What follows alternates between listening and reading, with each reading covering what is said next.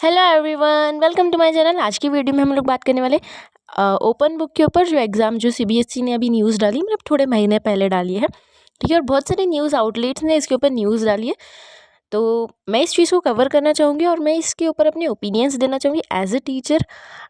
मुझे मालूम है कि ये ओपन बुक क्या है, कैसे है। तो आप लोग प्लीज़ ये वीडियो को बहुत अच्छे से देखना। तो अभी जो बच्चे 9th में है, मतलब अभी आप लोग अगर जैसे 10th में जाने वाले, जो भी बच्चे 10th 12th में जाने वाले सीबीएसई वाले, ठीक है, 10th और 12th में, मतलब जिनका बैच कौन से है 2024 टू 25 वाला जिनका बैच है, तो वो बच्चों के लिए ये न्यूज़ है।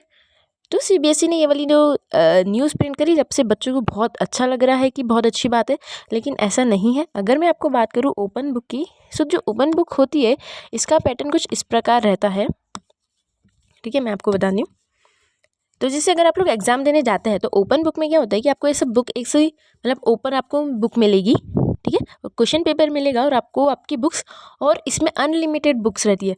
ठीक है, अगर आपके पास जैसे एक सब्जेक्ट की अगर आपके पास 5 बुक्स है तो आप पूरी 5 बुक्स लेके जा सकते हो। एक सब्जेक्ट की अगर आपके पास 7 बुक्स है, अगर आपके पास 1 बुक है तो आप वो बुक लेके जा सकते हो। इसमें अनलिमिटेड है। उसके साथ अगर आपको और कुछ भी चाहिए तो आप वो सारी बुक्स, सारे मतलब नोट्स, ये सारी चीज़ें आप लेके जा सकते हो। और इसका रीज़न ये है ताकि बच्चों के ऊपर जो बहुत ज़्यादा स्ट्रेस है, सीबीएसई जैसे एक टफ एग्ज़ाम होता है, तो बच्चों के ऊपर बहुत ज़्यादा स्ट्रेस है कि टफ एग्ज़ाम है, तो उसको थोड़ा सा कम करने के लिए करा है। लेकिन इससे स्ट्रेस कम नहीं होगा, मेरा ओपिनियन इस पर ऐसा है। क्योंकि क्या होता है कि जो ओपन बुक होती है ना, तो उसका जो क्वेश्चन पेपर होता है, ठीक है, अभी जो क्वेश्चन पेपर का जो लेवल होता है ना, वो लेवल होता है बहुत ज़्यादा डिफ़िकल्ट। ठीक है, क्योंकि आपको ऐसा तो है नहीं कि आपको मतलब वो क्वेश्चन पेपर में दे देंगे कि व्हाट इज़ केमिकल रिएक्शन, और आपको केमिस्ट्री की बुक लेके जानी है और आपको लिखना है कि केमिकल रिएक्शन उसकी डेफिनेशन क्या होती है बुक में से। ऐसा नहीं होता है। वो डायरेक्ट क्वेश्चंस पूछेंगे नहीं, वो जो क्वेश्चंस रहते हैं ना वो बहुत ज़्यादा डिफ़िकल्ट, मतलब अगर हम लोग देखेंगे तो वो बहुत ज़्यादा डिफ़िकल्ट होता है, पहली चीज़। और दूसरी चीज़ ये है कि आप लोगों को जो टाइम रहता है ना, वो भी मतलब 3 घंटे में आप पेपर जो बहुत लेंदी रहता है, तो आपका 3 घंटे में वो पेपर हो भी नहीं पाएगा। ठीक है, और अगर आपके पास जैसे सपोज़ कि आपके पास क्वेश्चन पेपर उसमें बहुत ज़्यादा डिफिकल्ट है, और आप लोग जैसे 6 बुक्स, मतलब अगर आपके 4 बुक लेके चले गए, एक एनसीईआरटी, 2-3 रेफरेंस, 2-3 नोट्स की कॉपी लेके चले गए, ट्यूशन नोट्स, स्कूल के नोट्स। ठीक है, और आपको ऐसा लग रहा है कि अब हम बस इसमें से देख के लिख देंगे, तो ऐसा बिल्कुल नहीं है। क्योंकि अगर आप सेम अगर बुक में से देख के बुकिश लैंग्वेज लिखोगे ना, तो आपके नंबर उधर पूरे पूरे नंबर आपके कट जाएंगे। ठीक है, सो बच्चों को थोड़ा ऐसा ही है। तो मेरा ओपिनियन इसमें ये है कि मतलब करेंगे तो बहुत ज़्यादा डिफिकल्ट रहेगा, इजी नहीं रहेगा, और आपको पढ़ना तो पड़ेगा ही, और आपको और ज़्यादा डीप में पढ़ना पड़ेगा। क्योंकि जो ओपन बुक होता है, जैसे बहुत सालों पहले जब 90s में ना ये ओपन बुक वाला सिस्टम था, तो जब बच्चों को ऐसे ही लगा कि ओपन बुक है तो बहुत अच्छी बात है, लेकिन ये जो ओपन बुक था ना, उसमें बहुत ज़्यादा टफ क्वेश्चंस आए थे। जो उसका पेपर का लेवल था वो बहुत ज़्यादा डिफ़िकल्ट था, पहली चीज़। और उसमें जो क्वेश्चंस थे वो बहुत ज़्यादा थे, पेपर बहुत ज़्यादा लेंदी था, है ना। और जो टाइम था वो 3 घंटे जो है वो बहुत ज़्यादा उसमें कम लगते हैं। ठीक है, सो यही चीज़ है। ओपन बुक बहुत इजी नहीं होता है, लेकिन इसका ट्रायल जो है अभी नवंबर में होने वाला है, तो अब हम लोग भी वेट करते हैं।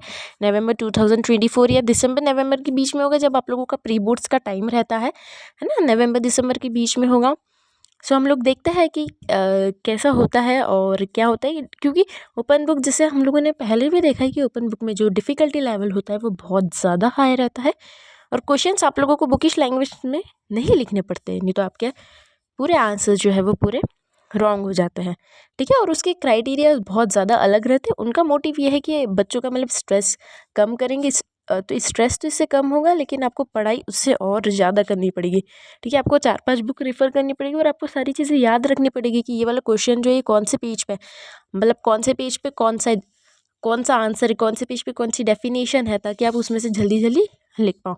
सो मेरे हिसाब से जो ये ओपन बुक वाला कॉन्सेप्ट है, मैं इसको थोड़ा मतलब अप्रूव नहीं करती हूँ, क्योंकि ज़्यादा मुझे पसंद नहीं है। सीबीएसई का जो क्लोज़ बुक है ना एग्ज़ाम, वो ही ज़्यादा अच्छा है, उसका लेवल भी बहुत अच्छा है। मुझे थोड़ा सा ये वाला जो लेवल है, मतलब ये वाला जो कॉन्सेप्ट है वो मुझे बहुत ज़्यादा पसंद नहीं आया है। लेकिन हम लोग वेट करेंगे, शायद अभी मैं इसमें नेगेटिव चीज़ें आपको बता रही हूँ, शायद इसमें कुछ पॉजिटिव चीज़ें भी हो जिससे बच्चों के लिए बहुत फ़ायदा हो।